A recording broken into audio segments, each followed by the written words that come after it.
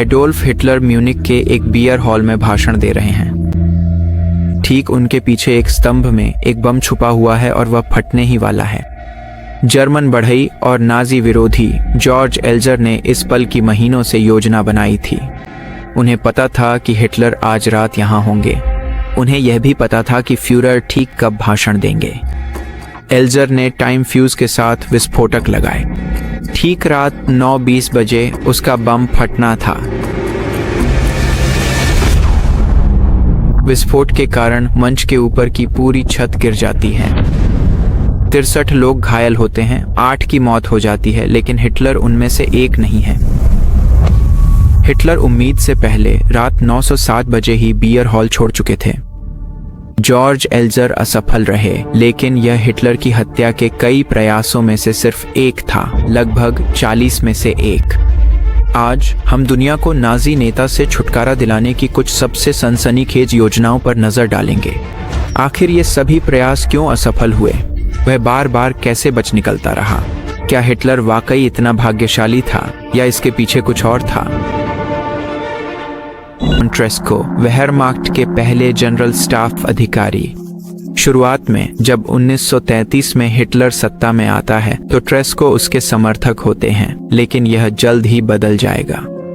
Tresco का नजरिया 1941 में बदलता है, जब जर्मनी सोवियत संघ पर हमला करता है। उन्हें लगता है कि हिटलर का आक्रमण सैन्य दृष्टि से पागलपन है। उन्हें लगता है कि वे यह युद्ध हार जाएंगे, लेकिन ट्रेस्को के मन में नैतिक चिंताएं भी हैं।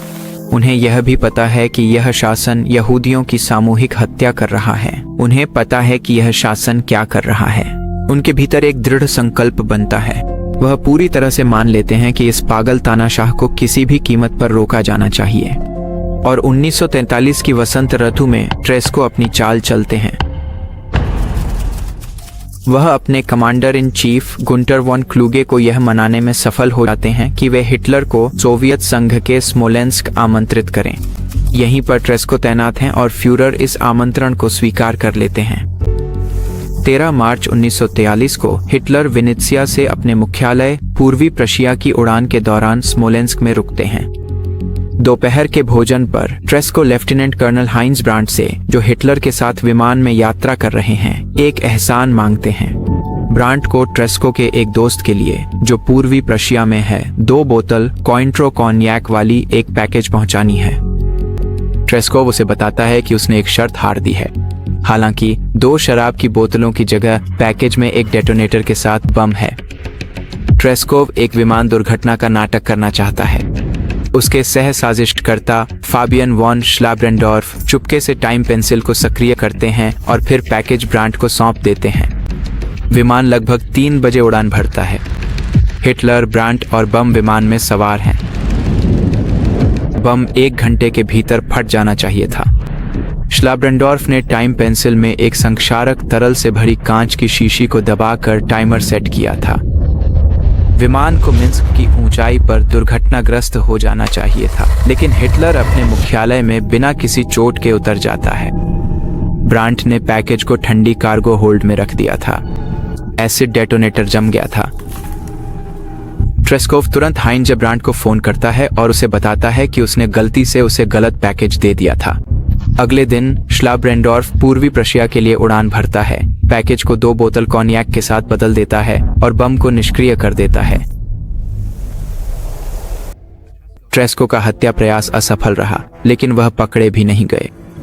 वास्तव में वे सैन्य प्रतिरोध सेनानियों के एक शपथबद्ध समूह का हिस्सा थे, जो हिटलर को मारने के लिए दृढ़ संकल्पित थे और वे हार मानने से बहुत दूर थे। इस समूह में एक प्रमुख व्यक्ति लेफ्टिनेंट कर्नल क्लाउस शेंकग्राफ वॉन स्टॉफेनबर्ग थे। स्लो में वे सैन्य साजिश के प्रमुख बन गए। ट्रेस्को और स्टॉफेनबर्ग करीबी साथी थे और वे हमेशा फ्यूरर को खत्म करने का नया मौका तलाशते रहते थे। उन्हें ज्यादा इंतजार नहीं करना पड़ा। 9 महीने आगे बढ़ते हैं। यह है एक्सेल फ्राइहेयर वॉन डेम्बुशे। वह एक अधिकारी है, लगभग 2 मीटर लंबा, सुनहरे बालों वाला और नीली आंखों वाला। वह वास्तव में नाजी आदर्श का प्रतीक है। यह रूप रंग उसे हिटलर को मारने का एकदम सही मौका देने वाला है। वॉन डेम्बुशे और अन्य सैनिकों का एक समूह हिटलर के मुख्यालय में नए वेहरमाख्ट की वर्दी प्रस्तुत करने वाला है। वॉन डेम बुसे की योजना है कि वह एक छुपा हुआ ब्रिटिश हैंड ग्रेनेड इस्तेमाल कर खुद को और तानाशाह को उड़ा देगा। लेकिन फिर बर्लिन में एक रेलगाड़ी का डिब्बा मित्र देशों के बम से नष्ट हो जाता है। उसमें नई वर्दियां थीं। कोई वर्दियां नहीं, कोई प्रस्तुति नहीं। बैठक स्थगित कर दी जाती है। तब तक वॉन डेम बुसे अब विकल्प नहीं रह जाता। सिर्फ 1 महीने पहले वह गंभीर रूप से घायल हो गया था। उसकी एक टांग काटनी पड़ी थी। अब इसके बजाय स्टॉफेनबर्ग चाहते हैं कि 21 वर्षीय लेफ्टिनेंट इवॉल्ड हेनरिक वॉन क्लाइस्ट अपनी जान देकर हिटलर की मौत सुनिश्चित करे। युवा लेफ्टिनेंट सोचने के लिए समय लेता है और सहमत हो जाता है। वॉन क्लाइस्ट काम करने के लिए तैयार हैं और तैयारी करते हैं, लेकिन हिटलर अल्प सूचना पर नियुक्ति रद्द कर देता है। 7 जुलाई 1944 को आखिरकार नई वेहरमाख्ट वर्दियों की प्रस्तुति साल्जबर्ग के पास एक किले में होती है। इस बार मेजर जनरल हेलमुट स्टिफ को हत्यारे के रूप में चुना जाता है। वह भी प्रतिरोध समूह का हिस्सा है। सफलता की संभावना बेहद अधिक है। इतनी दूरी पर विस्फोट लगभग जानलेवा होता है। यह एकदम सही मौका है। फिर आखिरी क्षण में स्टिफ हिचकिचाते हैं और पीछे हट जाते हैं। निश्चित रूप से वह हिटलर को मरता देखना चाहते हैं, लेकिन इसके लिए अपनी जान देने को तैयार नहीं है। फिर भी स्टॉफेनबर्ग के आसपास का समूह हार नहीं मानता। वे एक नया हमला करने की योजना बनाते हैं। इस बार स्टॉफेनबर्ग खुद यह काम करना चाहते हैं। उनका लक्ष्य सिर्फ हिटलर को मारना ही नहीं, बल्कि एक समन्वित हमले में पूरे नाजी शासन को गिराना भी है। 20 जुलाई 1940 की सुबह स्टॉफेनबर्ग और first lieutenant Werner von Haeften Berlin से फ्यूरर के मुख्यालय के लिए उड़ान भरते हैं। स्टॉफेनबर्ग को हिटलर के साथ एक बैठक में पूर्वी मोर्चे की रिपोर्ट देनी है। यह स्टॉफेनबर्ग के लिए एकदम सही मौका पेश करता है। वह अपनी ब्रीफकेस में 2 बम लगाकर बैठक के दौरान उसे हिटलर के पास रखना और बम फटने से पहले कमरे से बाहर निकलने की योजना बनाते हैं। इसके बाद वह बर्लिन वापस उड़ान भरने की योजना बनाते हैं, जहां वह और अन्य प्रतिरोध सेनानी हिटलर की मृत्यु के बाद सत्ता अपने हाथ में लेने की योजना बनाते हैं। फ्यूरर के मुख्यालय में स्टॉफेनबर्ग को पता चलता है कि बैठक का समय बदल दिया गया है। इटली के तानाशाह बेनिटो मुसोलिनी की यात्रा के कारण इसे आधा घंटा पहले कर दिया गया है। करीब 12:15 बजे स्टॉफेनबर्ग शर्ट बदलने का बहाना करते हैं। शर्ट बदलता है। हेफ्टेन के साथ मिलकर वह बैठक शुरू होने से पहले बम के लिए टाइम फ्यूज को गुप्त रूप से सक्रिय करना चाहता है, लेकिन उन्हें बीच में ही रोक दिया जाता है और जल्दी करने के लिए कहा जाता है ताकि वे बैठक के लिए देर न करें। इसलिए वे केवल 2 में से एक विस्फोटक को ही सक्रिय कर सकते हैं। तो स्टॉफेनबर्ग दूसरा विस्फोटक नहीं पैक करता और उसे हेफ्टेन के पास छोड़ देता है। इसके बाद वह बैठक में प्रवेश करता है। वह अपनी ब्रीफकेस को मेज के अंत में अपने लक्ष्य के पास रख देता है। अब हिटलर और बम के बीच केवल लगभग 1.3 मीटर की दूरी रह गई है। स्टॉफेनबर्ग अपनी रिपोर्ट देता है और फिर तुरंत कमरे से बाहर चला जाता है, जाहिर तौर पर एक महत्वपूर्ण फोन कॉल करने के लिए। सब कुछ योजना के अनुसार चल रहा है। कुछ मिनट बाद हिटलर युद्ध रणनीति पर और चर्चा करने के लिए मेज पर झुकता है और बम फट जाता है। स्टॉफेनबर्ग 200 मीटर दूर से विस्फोट को देखता है और उसे पूरा यकीन होता है कि हिटलर आखिरकार मर चुका है। वह हेफ्टन के साथ बर्लिन वापस उड़ जाता है ताकि ऑपरेशन वल्किरी को जारी रख सके। वे हिटलर की मौत का दोष एसएस और गेस्टापो पर डालने की योजना बनाते हैं। फिर वे सत्ता अपने हाथ में लेकर नाजी तानाशाही का अंत करना चाहते हैं, लेकिन ऑपरेशन वल्किरी असफल हो गया। मीटिंग रूम में दबाव की लहर से छत गिर गई और अब फर्श में एक बड़ा छेद है जहां कभी ब्रीफकेस रखा था। तेज धमाके से वहां मौजूद लगभग सभी लोगों के कान के पर्दे फट गए।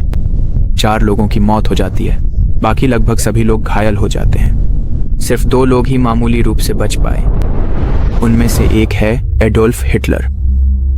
यह तथ्य कि विस्फोट के दौरान हिटलर मेज पर झुक गया था, उसकी जान बचा गया। वह विस्फोट की ताकत से बस हल्का सा ऊपर उछल गया था। अगर स्टॉफेनबर्ग ने अपने ब्रीफकेस में दूसरी बम भी रखी होती तो शायद विस्फोट से हिटलर की भी मौत हो जाती। हिटलर की हत्या की कोशिश नाकाम होने के साथ ही नाजी शासन को समाप्त करने के लिए योजनाबद्ध तख्तापलट भी कुछ ही घंटों बाद विफल हो जाता है। स्टॉफनबर्ग और 3 अन्य मुख्य साजिशकर्ताओं को उसी रात ब्लेंडर ब्लॉक के प्रांगण में गोली मार दी जाती है। यह जनरल आर्मी ऑफिस का मुख्यालय था और सैन्य प्रतिरोध का केंद्र था। 200 अन्य सह साजिशकर्ताओं को भी फांसी दे दी जाती है। यह हिटलर की हत्या का आखिरी जहाद प्रयास था। 30 अप्रैल 1945 को हिटलर ने बर्लिन के फ्यूरर बंकर में आत्महत्या कर ली। आखिर हिटलर बार बार कैसे बचता रहा? पुरानी तस्वीरों और वीडियो रिकॉर्डिंग्स में हम लगभग हमेशा हिटलर को अकेले घूमते हुए देखते हैं। यह उसकी अजेय अछूते तानाशाह की छवि का हिस्सा था। लेकिन असलियत में हिटलर ने खुद को सुरक्षित रखने के लिए कई सावधानियां बरती थीं। उसके पास कई उच्च प्रशिक्षित अंगरक्षक थे। एक विशेष सुरक्षा सेवा सब कुछ जांचती थी। सेवा ने हिटलर के आने से पहले सभी मार्गों और स्थानों की बारीकी से जांच की थी। उनकी मौजूदगी पूरी तरह से गोपनीय रखी जाती थी। जब भी वह ट्रेन, कार या विमान से यात्रा करते थे तो हमेशा अच्छी तरह से सुरक्षा में रहते थे। उनके पास अपना निजी पायलट और रसोइया था। वह हमेशा अपने निजी डॉक्टर से खाना छकवाते थे ताकि खाने से पहले हत्या के खतरे को कम किया जा सके। सुरक्षा उपायों के अलावा हिटलर ने एक विशेष रणनीति भी अपनाई थी। कहा जाता है कि उन्होंने एक बार कहा था, जिसका अर्थ है एक अस्थिर जीवन ही एकमात्र प्रतिरोधक है। वह अक्सर अपने मार्ग बदल देते थे, अचानक यात्राएं रद्द कर देते थे, योजनानुसार समय से पहले बैठकों में पहुंच जाते थे या अपेक्षा से पहले ही कार्यक्रमों से चले जाते थे।